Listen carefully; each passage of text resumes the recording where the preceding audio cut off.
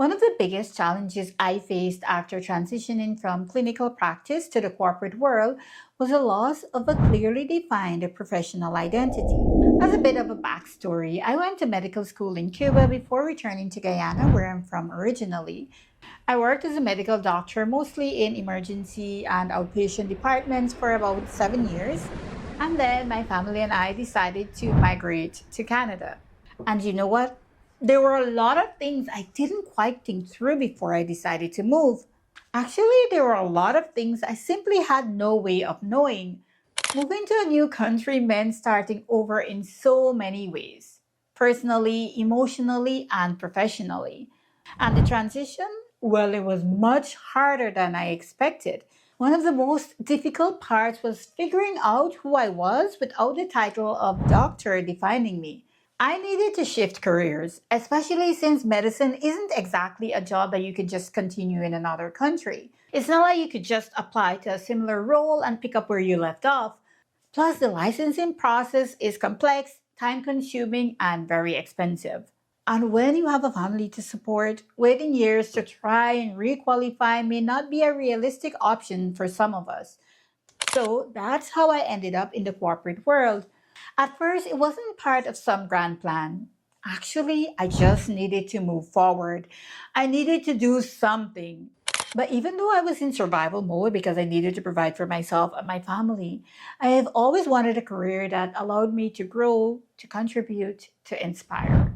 Now, it's been a few years since I've left clinical practice, and luckily, I've been able to somewhat move up the so called corporate ladder. In my current role, I am a manager for medical information and pharmacovigilance. And of course, a budding YouTuber. But that's a video for another day. One of the questions that I get asked the most is, how did I end up here? Especially for someone who is now starting off, it might seem somewhat desirable or even glamorous. But it would be a huge disservice if I only talked about my victories without letting you know about the many struggles, and trust me, they were numerous, that I have had to navigate. Actually, I'm still navigating many of these struggles because the truth is, I didn't have a clear roadmap. I didn't have a 5 year plan neatly laid out. But so far, do you want to guess what one of my biggest struggles was? It was losing my professional identity. For some reason, I didn't expect this to happen, or at least not to the extent that it did. One day, you're walking around the hospital, working as a doctor. People are lined up to see you. They trust you with their health. They look to you for answers. And then, the next day, you're in another country, unlicensed and unemployed. The thing about medicine is that it's all encompassing. It doesn't just shape what you do, it becomes who you are. And then suddenly you make a decision and it's gone. So you're left asking yourself, who am I now? Am I still a doctor? Will I still find a purpose? The late Dr. Oliver Sacks, a renowned neurologist and author, once said, to be ourselves, we must have ourselves, possess, if need be, repossess our life stories. But how do you reclaim a sense of self when the story you've told yourself for years suddenly seems invalid or irrelevant?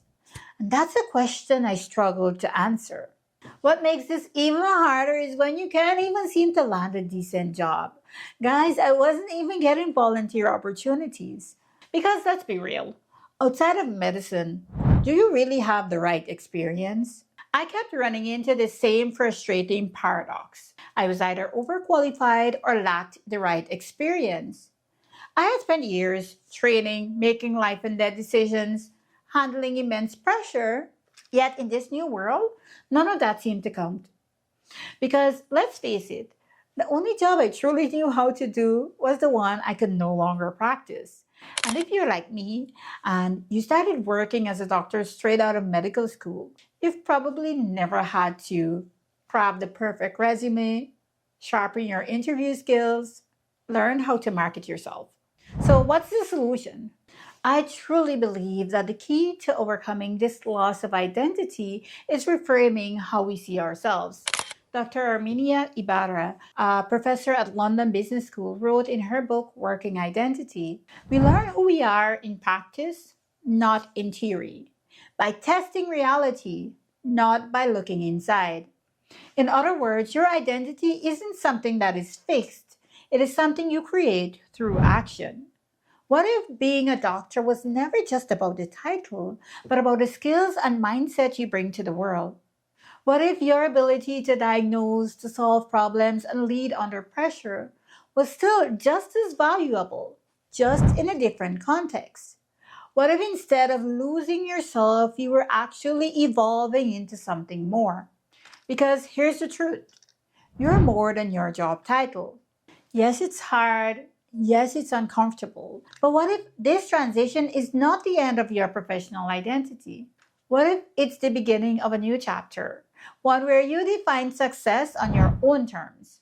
It took me years to fully understand that my value wasn't tied to a single profession, that the skills, knowledge, and expertise that I have built over the years weren't lost. They just needed to be redirected. So if you're in the place of uncertainty, know this. You're not alone.